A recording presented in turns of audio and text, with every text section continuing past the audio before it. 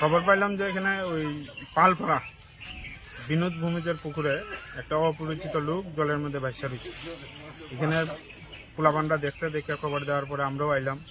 আয় দেখলাম অপরিচিত লোক ঠিকই একজন ভাসা রয়েছে। পরে আমরা থানাতে ফায়ার সার্ভিসে ফোন করলাম, তারাও আইতাছে।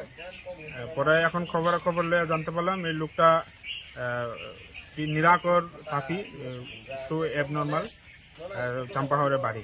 এই লোকটা মারা গেছে আর কি। প্রাথমিকভাবে কি মনে হইতেছে? প্রাথমিকভাবে এটা যেহেতু অ্যাবনর্মাল, আমার মনে হয় কোনো কারণে এইদিকে আইছিল ঘোরা টোরা, মানে জলে পড়ে মারা গেছে আর কি। এটা কোন জায়গা কইছেন? এটা ধলাবিল পালপাড়া। পুলিশ আইছে নি? আইসে না, এখনো আইতাছে। আইসে না।